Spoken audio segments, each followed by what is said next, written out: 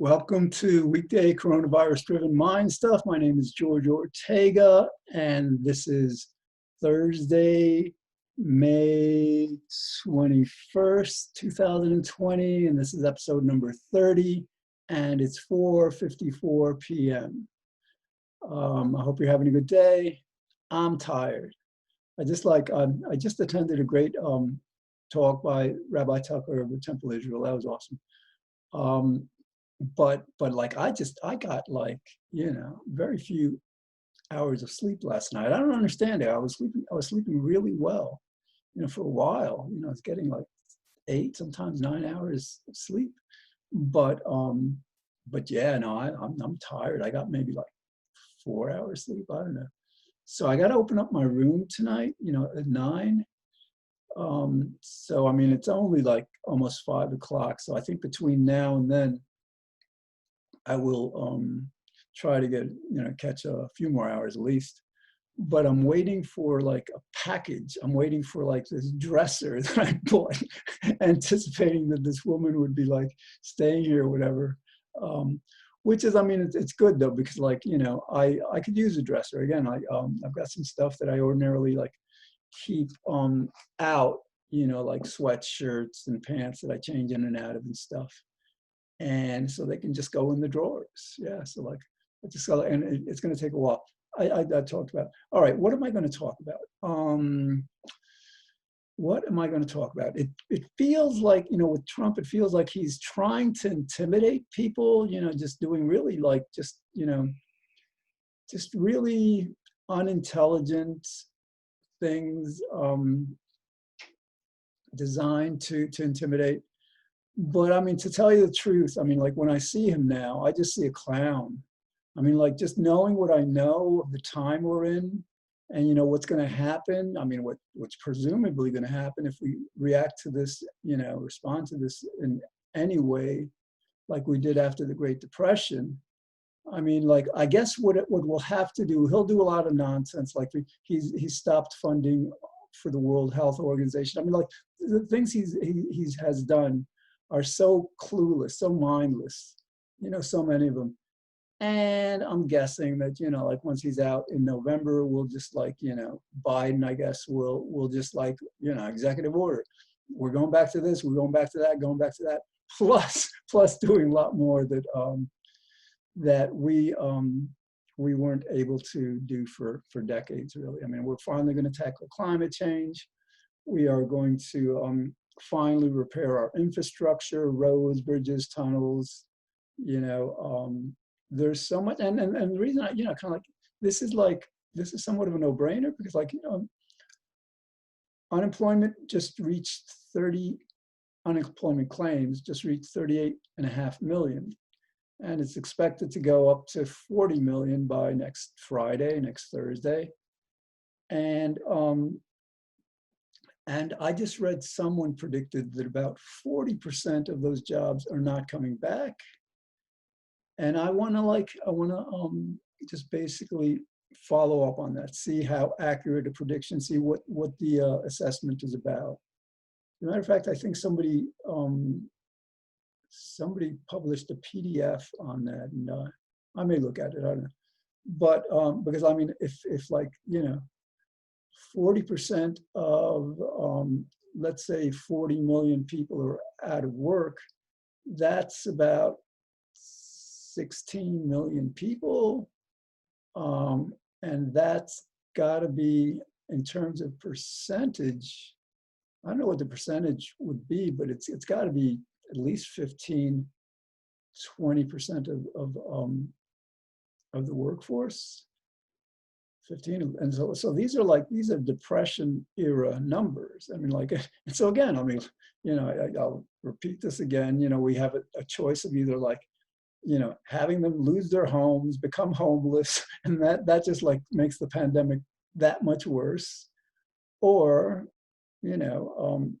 ensuring that nobody loses their home and that everybody's provided for, ideally with a job, because people want to work, people, and it is gratifying. And I want to, I bookmark different topics, that I just scan every day for the news articles. For example, one of them is jobs creation. So I want to hear what they're thinking about in terms of job creation.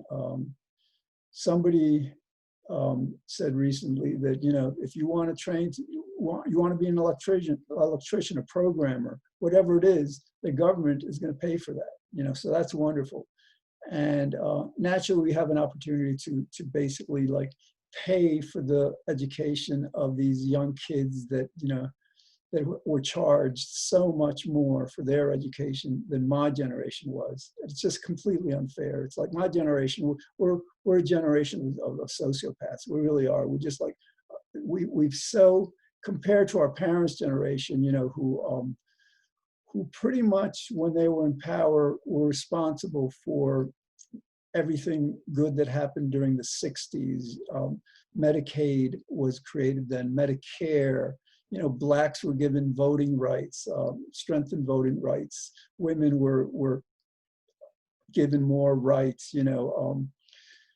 There is so much good that happened in the 60s. And that was our parents' generations. And I don't know what happened to, like, you know, our generation. I mean, like, you know, it could have been circumstantial. In other words, like, our parents, I'm 62, so I'm talking about like the great generation, they're called, the greatest one. I mean, that's a little honor.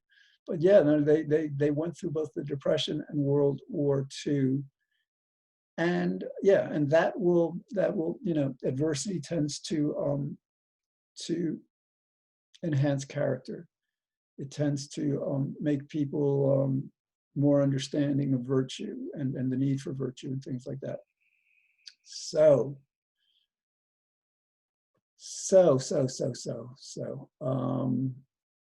yeah, so like I got distracted. I don't know. I'm tired. Okay.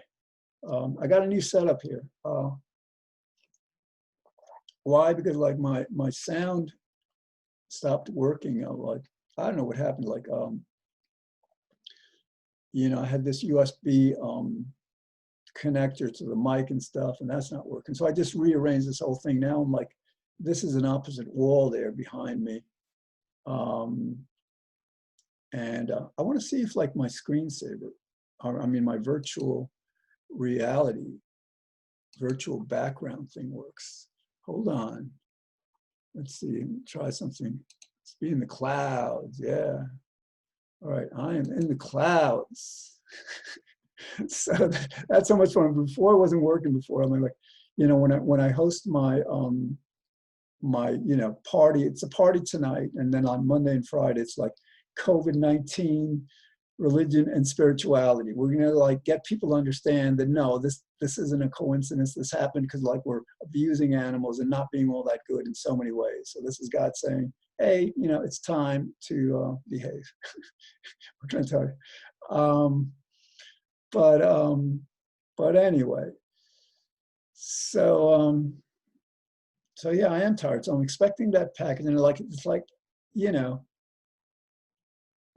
whoa, isn't that cool? This is like a glass. I mean, I wanted to like, you know, have this happen again. I don't know how that does that, but it's, you know, it's very cool. And it's a green glass, green translucent glass. I'm drinking clouds. So yeah, like the box, I think weighs over 100 pounds. You know, it's a 5-foot dresser, 6 drawers. And some woman said her husband, I'm repeating myself from yesterday if you watch the show, you know, said it took him 2 hours to make. It'll probably take me 3 or 4, because like, you know, but I do stuff. I mean, like I've got a whole toolbox, toolkit, you know, I build furniture. I've built stuff before. This is just like, you know, I just don't want to rush. I just like, you know, take, and yeah, maybe 2 hours can be done. Who knows? Anyway, so what else?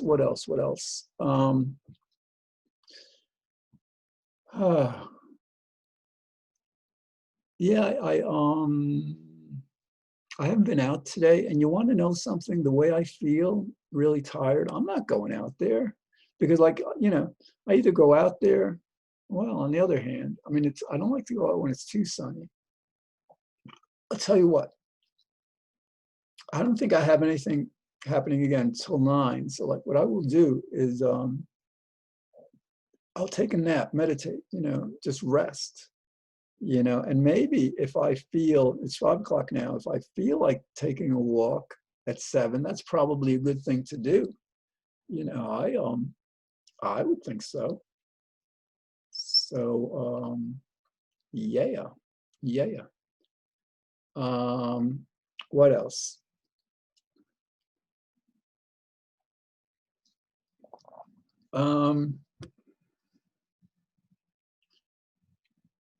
So yeah, I mean, like this setup, I mean, like I changed things around. The futon is now a couch, sofa again, whatever. I changed the TV. I'm like now facing this wall where I was like, it was to my back before. And I kind of like, it's a nice, yeah, I like it like this, I think. Who knows if it's going to continue this way. And I got dual cameras. Let me see if this dual camera thing works on, I mean, I had it before, but one of the cameras was for when I was on the futon. But all right, this is the other camera. Let's see if this works. All right, look at that. Look at that. We're still in the clouds. We got a different view. And this is like for when I play my bass. I mean, like when I get good enough. And I'm almost good. I think I'm good enough now, actually. But basically, I just haven't figured out the sound of it. This is like my Ibanez Micro 5-string short scale bass. And like, see if I can like. Well, I'm gonna have to like figure out how to like do this, like, because I want to jam. I want to like, play to song. Oh, see, like now I'm getting all fuzzy. This is all too early, sorry for that. All right, let me get back to the other camera, because like the reason I'm saying this is like I think I want to become a studio musician. I've got talent. I've just like. I think my mistake for years was thinking that I could play lead guitar through an entire song, which is really, really hard. And I discovered the reason it's hard is because the lead guitar is generally within the same octave as most melodies and songs. And so like when I'm on bass, I don't play traditional bass, just the repeating riffs and all. I'm basically playing lead on a bass, which is like, and so that's possible because it's an octave lower, so it doesn't interfere with the melodies. It just enhances them, and I can do a lot of counter melodies. And so like, I was using my other guitar, bass guitar, which is a standard scale, but it's, if I'm going to be moving quickly sometimes, in lead fashion, I figured a shorter scale neck would make that easier. And then the other thing is, that's a 4-string bass, and this one's a 5-string. Because like I just, I heard someplace that like, I mean, if I ever play with an orchestra or something, jam with an orchestra, I don't know, who knows? Then like, they kind of like, that's the standard bass for orchestra, 5-string. And I've been practicing with it, and I hardly ever use that 5th string. It's very low, but it's nice. And the other thing, the good thing about like having the 5-string bass is because that brings the other 4 strings closer together. So that makes, again, lead guitar easier. Okay, so it's got about 14 minutes left. And what else? Yeah, I'm looking forward to the party tonight because I didn't have anything last night. I was supposed to attend the rabbi's, whatchamacallit, Rabbi Bronstein's Parsha talk, but I couldn't get in either through Zoom or through the telephone. It kept telling me, this meeting hasn't yet begun. And actually I should like, email the rabbi about that, whatever. I mean, I would think I'll try again next week. It's no big deal. But anyway, I didn't, That might have been why I didn't sleep that well last night. Because ordinarily, like I'm on Zoom from 9 to 2, 3. And then after like, after 6 hours of Zooming, yeah, I'm pretty tired. I mean, like, that's an interesting kind of thing. So maybe I will go back to like, a 7-day a week Zoom schedule. I don't mind. Maybe like on Wednesday, I'm like, yeah, on Wednesday I could start the meeting at 9:30, because like the rabbi's Parsha thing goes from 8 to 9:30. And yeah, so I don't know, I'll see. It's an idea. So what else? So there's nothing in the news today. Nothing major. Basically, I mean, like, we're waiting to see what happens with the reopening. And like, it's kind of like a somewhat of a macabre, macabre? I don't think you pronounced the BRA. Yeah, I don't know, it's French, who knows? But anyway, it's kind of like, you know, we're basically waiting for more people to like catch it and die, and when it gets bad enough, we'll close up again. That's the standard understanding that, that's what they experienced in China, at least some areas. And actually, I want to look into that a bit more to see what to expect. I mean, they tend to predict that the second wave will hit us in the fall. That we may be spared, some we may be spared some of the effect through the summer because of the heat. But that, I'm not sure that's so so accurate an assessment, because countries like Brazil and other countries that are hot have not had a reprieve during, they're in hot weather. So so we'll have to see about that. I am not, planning to go out and buy things in stores. I mean, I have to go to like, in a few days, I'll have to get some frozen vegetables at ShopRite. I've got to get accustomed to buying things. I belong to Amazon Prime. And so I've got to get accustomed to buying more things on Amazon. Like I love tahini, and I ordered 2 boxes. They came, or no, four whatchamacallit, jars. And I already, went through 2 of them. And so I think I'm going through one a week, which is a lot more than I usually eat, but like, whatever. But I have to get that, and maybe, and no, what I have to do, and I'll look forward to this. Like, this will be some night where, let's say I go to sleep early and I wake up, let's say at 5 o'clock or 6. I got to walk to Trader Joe's in Hartsdale, and that's where I get my my nuts, like my peanuts and cashews. Well, not my peanut, but my cashews and pumpkin seeds and almonds and yeah. I ordered some sunflower seeds online, which they were good. But I think Trader Joe's is less expensive. I probably shouldn't be, you want to, thinking about it, like between the ordeal of walking 2 miles to Trader Joe's and back, 2 miles back, because ordinarily I take the bus. I'm thinking maybe it's wiser to just spend the extra money and have, pay more through Amazon. I'll see. Because Trader Joe's has excellent prices on nuts and seeds and stuff. All right, we're like a little under 9 minutes left. And I've been in the clouds for too long. I got to get back to earth. And my mouse isn't working all that well, because I was like, I got to like, because I was trying a wireless mouse and it messed up my wired mouse somehow. Oh, actually, no, let's first go into outer space for a while. Now we're in outer space. See, I don't know what galaxy that is. Like, all right, we'll just go here for a little while, then we'll go back to Earth. Okay. Wow, it's cold out here. So yeah, can you believe how big this place is? I mean, like, we're like one of 2.2 trillion galaxies, each with 200-300 billion stars.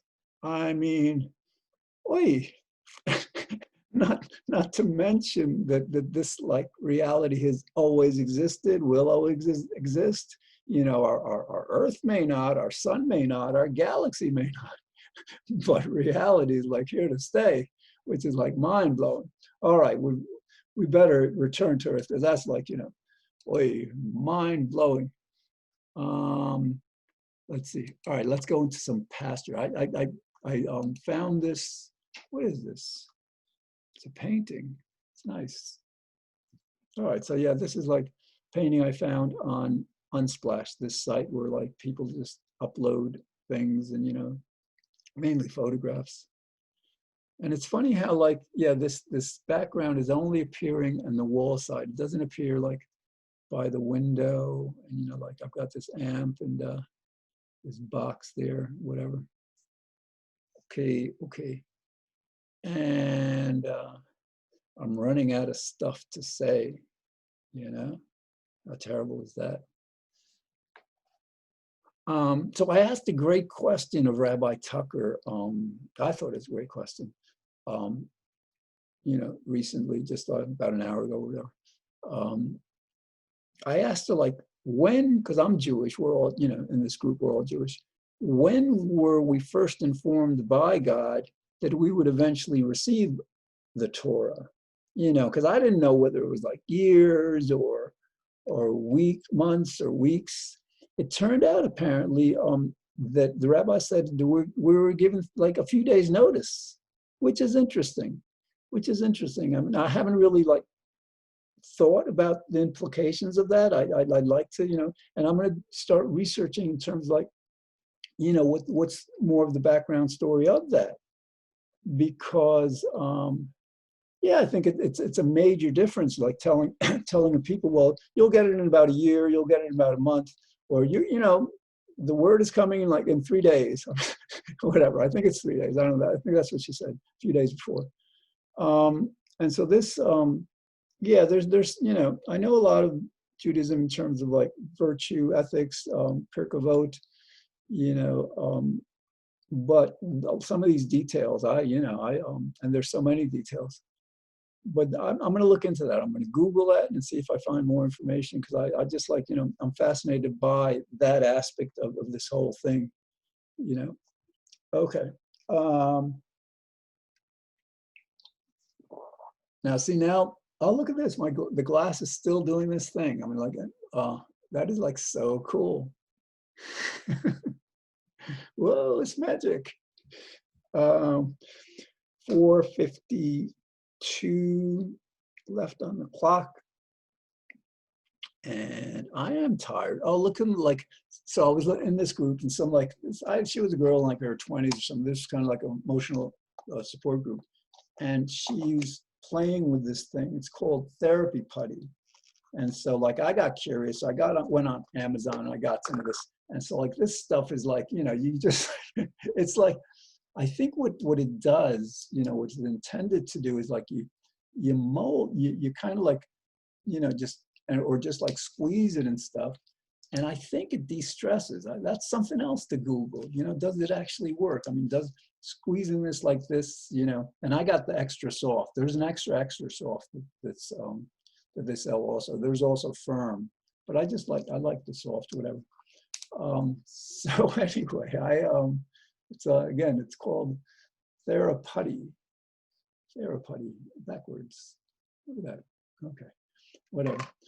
And it comes in a little thing. I just got to make sure I don't get it like dirty and stuff. Because like if it starts to have like these little, you know, particles of dirt and dust in there, that's not going to feel good, you know. All right. So anyway, woo. All right.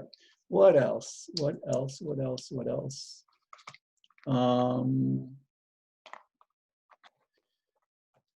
let's see. I ate a mango the other day, and that was great. You know, I hadn't had a mango in a long time. And then I just ate half of an avocado. Ooh, half an avocado. I got another half waiting, you know, because I'm trying to eat more vegetables. I'm eating a lot more vegetables than I ordinarily do, which is great. I just had a salad with chickpeas and it was lettuce, tomato, cucumber, chickpeas, and onions. Yeah, and like that was good. So what else? Oh, I ordered, because I want to play bass on Zoom. You know, I just bought, you know, I've got some stimulus money that I haven't spent yet. So I bought a computer. I paid only $140 for it. It was refurbished, you know, but, so that'll come hopefully in a couple of weeks. And once I have that, then I will hopefully be able to play bass guitar through Zoom in a way that you can hear. Because ordinarily,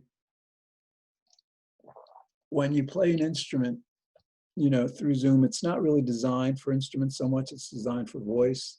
And I think there may be a setting that allows for music, but I got to learn this a bit more. And just, I mean, the way I'm just, basically the bass would be going through a mixer and then into the line in, or the mic in of the computer. And so like, hopefully it works. Hopefully it works. Because I want to be able to, like, you know, have it in the mixer. So like one of the, you know, one of the inputs into the mixer would be the mic, and the other would be a bass guitar. And the last input would be songs that I would jam to, like from the 70s, or some songs that I've written and performed, whatever. All right, we're running out of time. Thank goodness, because I'm tired. I hope you guys are doing well. You know, things are opening up, but you know, I'm erring on the side of caution with this. You know, why not?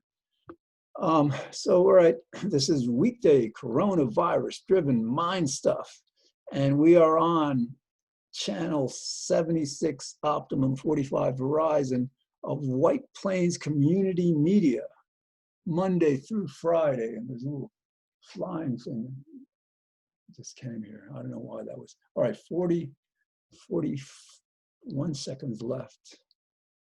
Yeah, get on Zoom if you're not on Zoom. And like a tip, you know, like Zoom fatigue, when there's a whole bunch of people on a call, don't gaze around at everybody. Just put it to speaker view and just pay attention to the speaker, because that's who you should be paying attention anyhow, and that'll just make it a lot easier. Okay, so 14, 13, 12, 11, 10, 9, 8, 7, 6, 5, 4. Have a great day, and I will see you tomorrow. No, yes, tomorrow.